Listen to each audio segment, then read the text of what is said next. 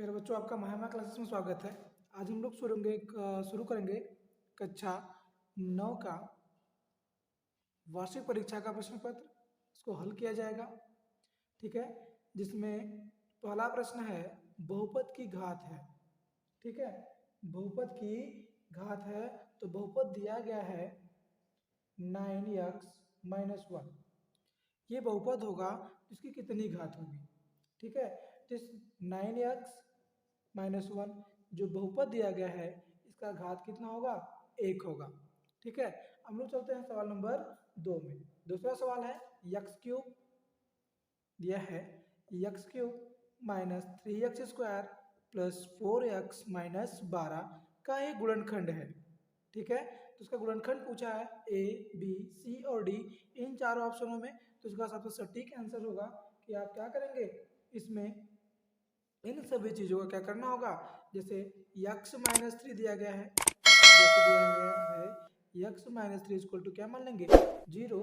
तो x बराबर हो जाएगा 3। इसी मान को यहाँ पे पुटअप कर दीजिए। जब रखेंगे तो कितना होगा, 3 के घाते 3 माइनस 3, 3 के घाते 2 प्लस 4, 4 गुणे 3 माइनस 12।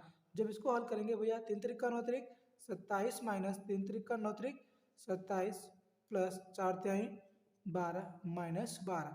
जो मान रखने पर इस दिए गए गुणनखंड का या दिए गए समीकरण का मान 0 हो जाए, वही क्या होता है हमारा गुणनखंड। तो पहला ऑप्शन इसमें क्या होगा, सही होगा। अगला प्रश्न है, x cube minus x square का गुणनखंड बताना है।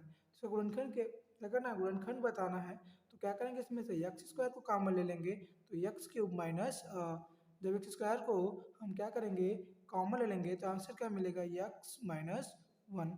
तो ये ऑप्शन कौन सा सही होगा, डी सी वाला ऑप्शन, ठीक है। अब हम चलते हैं सवाल नंबर 4 पे। तो अगला प्रश्न है, इसमें x² माइनस 18x प्लस 81 का गुणनखंड ज्ञात करिए। तो लिख सकते हैं x² माइनस 18x प्लस 81। इसका क्या करना है भैया, गुणनखंड करना है। तो इसको क्या करेंगे, मध्यपद को तोड़ देंगे। तो हो जाएगा x² minus 9x minus 9x plus 81 के इसमें से x कॉमन लेंगे तो बचेगा x माइनस 9 और माइनस यहाँ पे माइनस 9 कॉमन लेंगे तो बचेगा x माइनस 9 और क्या करेंगे, x माइनस 9 को कॉमन लेंगे तो बचेगा x माइनस 9, ठीक है। तो यही हमारा क्या होगा, सही ऑप्शन होगा। तो सही ऑप्शन कौन होगा, x माइनस 9 का होल स्क्वायर, ठीक है, क्योंकि ये आंसर आया है 2 बार। और अगला सवाल है, 9x² माइनस 30x को पूर्णांक बनाने के लिए क्या जोड़ा जाएगा। ये इंपॉर्टेंट सवाल है भाई। तो इसे हल करने के लिए हम लोग क्या करेंगे, इसे हम a प्लस बी या a माइनस बी के होल स्क्वायर के रूप में तोड़ देंगे, ठीक है। इसे a प्लस बी या a माइनस बी के होल स्क्वायर के रूप में तोड़ देंगे तो इसका वर्गमूल हो जाएगा। इसका क्या निकलेगा, वर्गमूल निकल जाएगा। तो लिखेंगे 3x का होल स्क्वायर माइनस 2 इंटू ये a का मान हो गया तो 3x, 3 दूना 6 25 30 हो जाएगा 5, ये हो गया मेरा b, ठीक है। तो जाएगा प्लस, यहाँ लिखेंगे प्लस 5 का होल स्क्वायर। तो आंसर क्या मिलेगा, यही जो होगा मेरा आंसर होगा। तो 50 25, तो ऑप्शन कौन सा होगा, डी वाला सही होगा।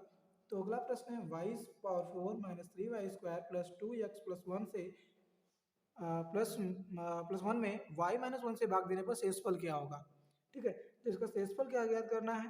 तो y देखिए, y माइनस 1 तो इसको तुरंत मान लेंगे 0 के। तो y बराबर कितना हो जाएगा 1।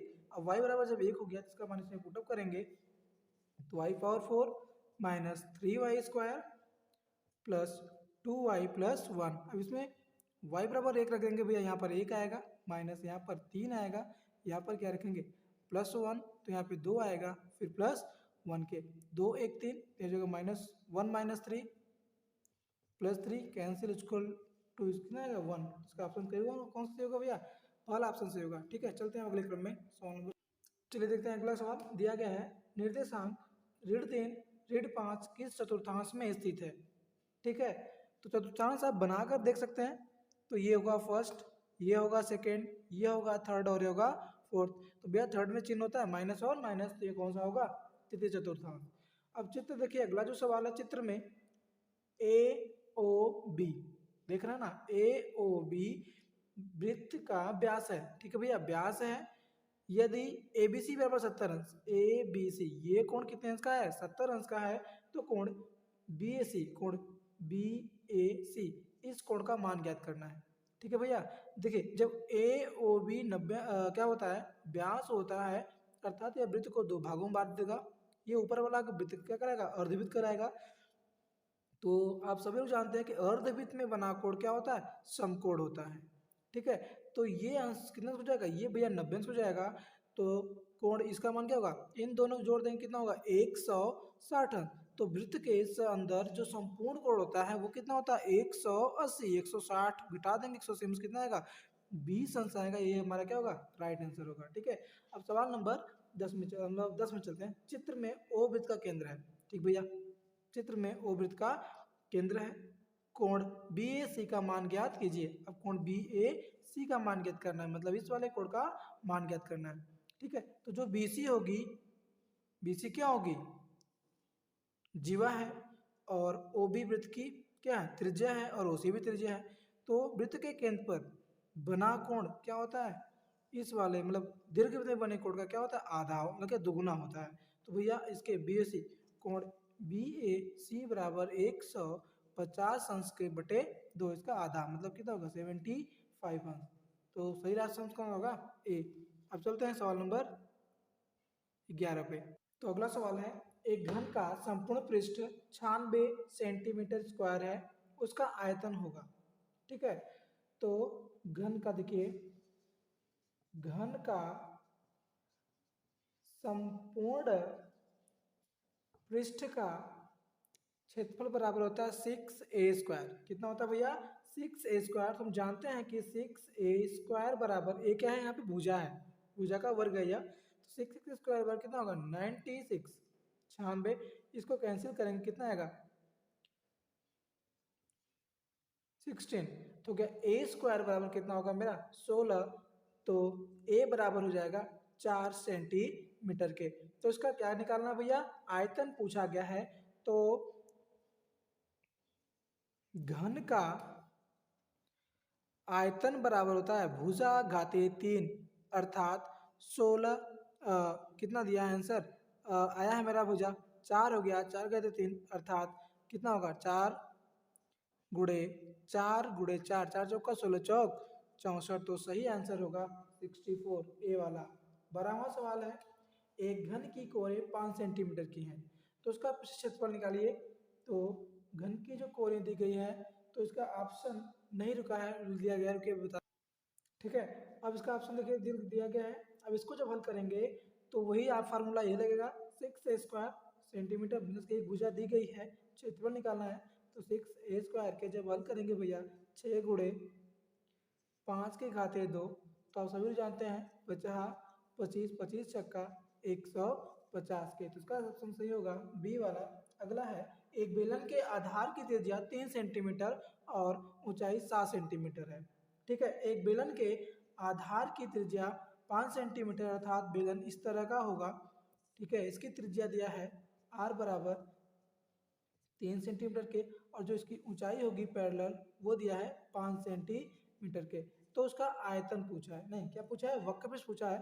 तो बेलन का वक्र पृष्ठ बराबर क्या होता है, बेलन का वक्र पृष्ठ होता है 2 पाई आर एच। क्या होता है, 2 पाई आर एच के। अब वही हम लोग क्या करेंगे, रख देंगे। तो इसका मान होगा 2 गुणे 22/7 गुणे ऊंचाई, देखिए 22/7 गुणे त्रिज्या 3 गुणे ऊंचाई दिया है 7, 7 7 से कैंसिल। तो 22 दूना 44 गुणे 3। अब इसको हल करेंगे तो 3 चौके 12 के 2 हाथ से लगे, 3 चौका 12 1 13, 132 वर्ग सेंटीमीटर। तो सही ऑप्शन होगा बी। चलते हैं अगले सवाल पे। चलिए अगला प्रश्न है, शंकु के आयतन का सूत्र होगा। तो भैया शंकु का आयतन सूत्र होता है 1/3 पाई आर स्क्वायर एच। एक सिक्के को उछालने पर ऊपर शीर्ष आने की प्रायिकता क्या होगी। ठीक है, जब सिक्का एक होगा उसे जब उछालेंगे ऊपर की ओर, तो एक या तो हेड आ सकता है या तो टेल आ सकता है। तो सिर्फ एक बार ही उछाला गया है, तो उसके आने की प्रायिकता क्या होगी, शीर्ष आने की प्रायिकता क्या होगी भैया, 1/2। और अगला प्रश्न है सवाल नंबर 17, निर्देशांक 12/6 में कोटि क्या होगी। ठीक है, तो सबसे पहले निर्देशांक में भुज लिखते हैं, उसके बाद के लिए क्या लिखते हैं, कोटि लिखते हैं। इसलिए भुज की जगह 12 और कोटि की जगह 6 है, तो ऑप्शन कौन होगा, बी वाला से होगा, तो इसमें कोटि होगी 6। ठीक है, अब चलते हैं खंड ख की तरफ।